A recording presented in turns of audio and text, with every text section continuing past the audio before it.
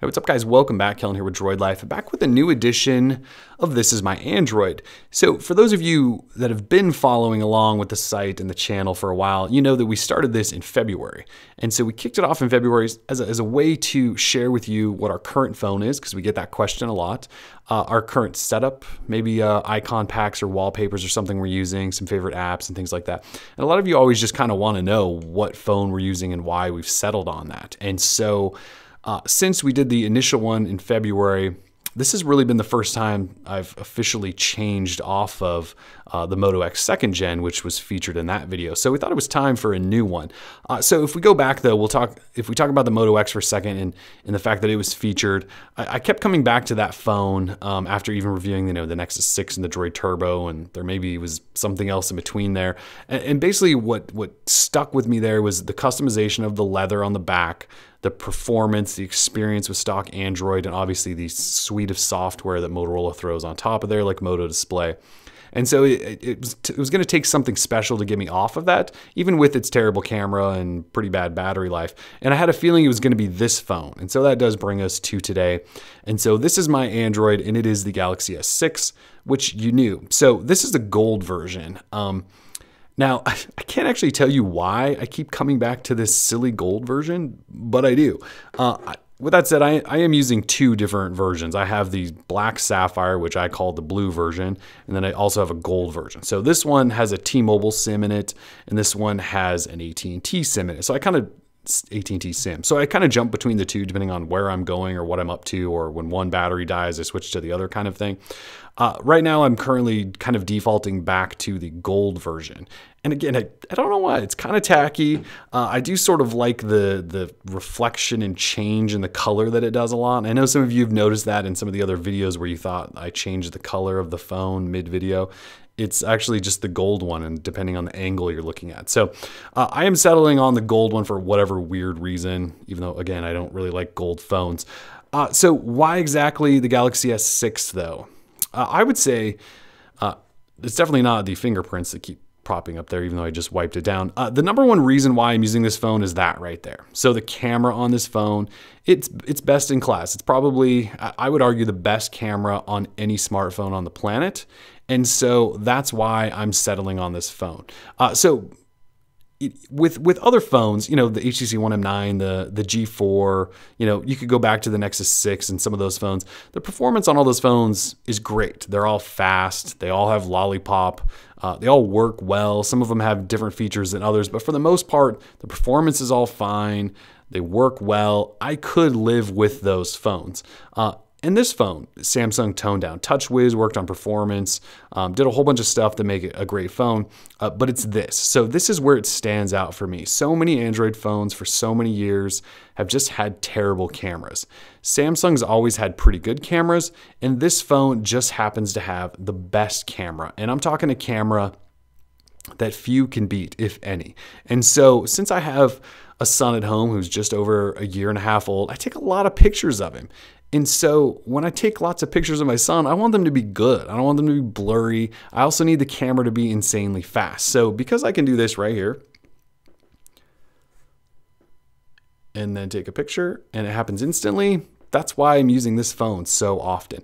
So because I can double click home and then instantly focus and snap, that's why I'm using this phone so much. Again, I can get a good experience on a lot of other phones. It's just that this one gives me a good experience, and I have the best camera on any smartphone. So that right there is enough for me to keep coming back to this phone. So outside of the camera, though, it's everything else that Samsung did here, right? It's got the glass front and back that gives it sort of this jewelry-like appearance. It's got the metal frame inside and out that Samsung is really proud of. It's got an improved fingerprint scanner, which I actually use when I'm outside of my house. Best display probably ever used in a phone right there. The front camera, and as much as I hate selfies and how this world has become reliant on taking selfies all of the time, I do use it because I take what I think are cute selfies with my son and send them to my wife. So it's got a good front-facing camera. It's got a heart rate sensor, which I don't really use ever.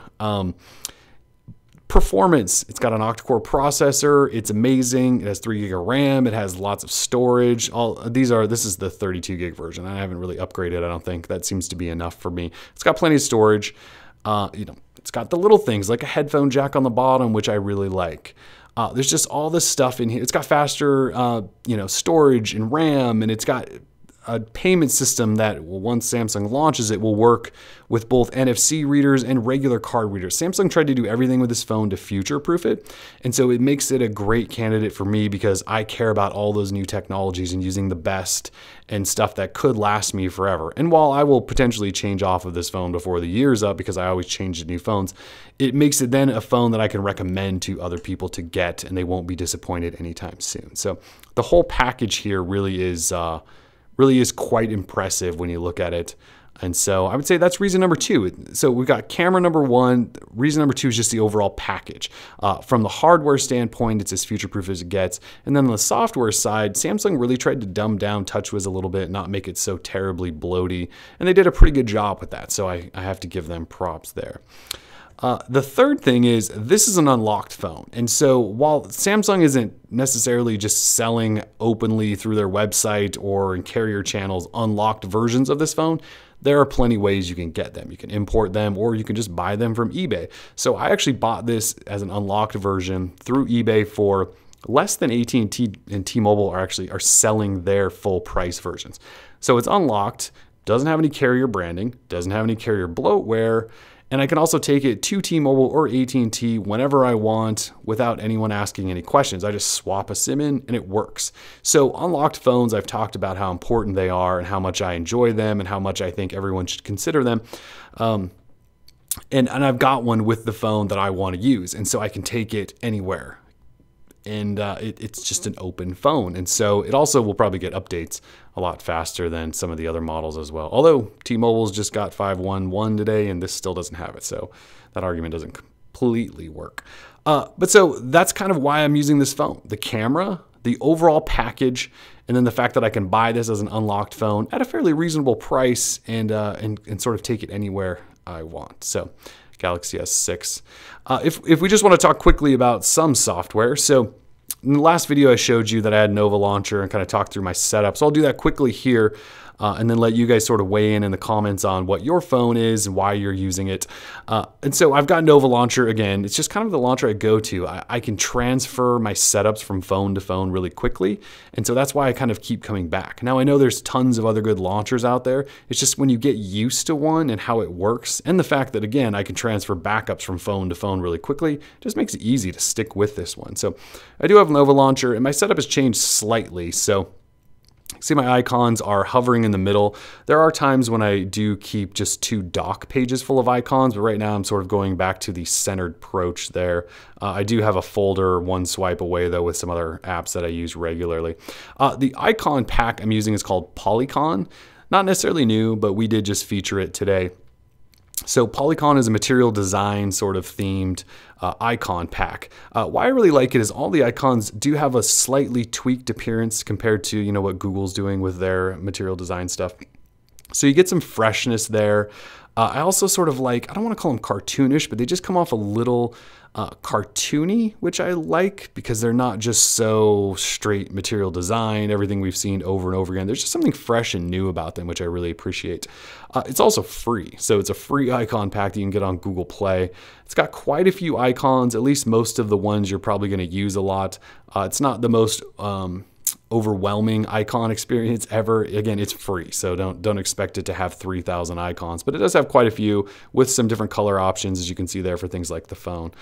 And if we jump in, you'll just notice things like some of these, it doesn't have masking, so icons that just aren't in there and they're just going to look like they're normal icons. But overall, it's got some really cool ones, like the gallery icon's really great as well. So it's called Polycon. It's free on Google Play. I highly recommend you pick that up. As for wallpaper, it's actually a wallpaper from the Ponico icon pack. So Ponico we featured in the past, really great sort of circular vintage-like icon pack. I grabbed the wallpaper from there, saved it to a phone, and then sort of edited it a little bit so it gets that a little bit darker sort of cartoonish look to kind of match the material theme there. So I can't share the wallpaper because it's a part of that pack, but if you want the wallpaper and you want to edit it yourself, it is a part of Ponico. So that's kind of my setup in terms of Nova Launcher. I still have my swipe up to get to Google Now, and I have my swipe down to get into notifications so that I don't have to reach all the way up or long press on home here. I do have one swipe over is my calendar, which I use Sunrise.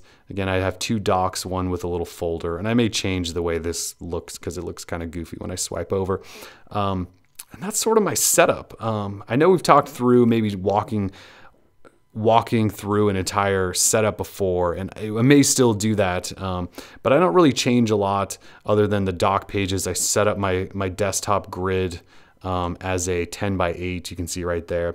And that's kind of it. I don't really change a lot. I get rid of some scroll effects and things like that. But so still using Nova Launcher. Some apps maybe to consider, and I'm not going to walk through these because there's some privacy issues there. But the new Photos app from Google is actually quite awesome with all the pinch to zoom gestures and things like that.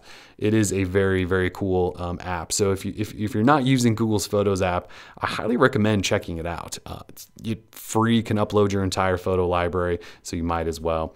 I would also point out quickly, after ship, if you track a lot of products and get a lot of stuff shipped to you, it's a nice little app. It doesn't have cloud syncing, so if you're using multiple devices, you will have to sort of re-add everything that's shipping to you, but it does give you notifications, although sometimes they're slow.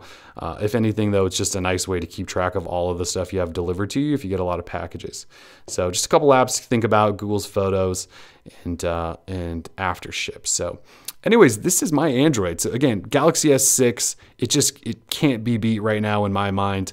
The G4 is a nice phone, and there's nothing wrong with the G4. This phone, just a little bit slimmer package. I just prefer, everything that's offered here just a little bit more than what LG has done. That's not to say the G4 is not a great phone. This is just the one that I'm personally choosing.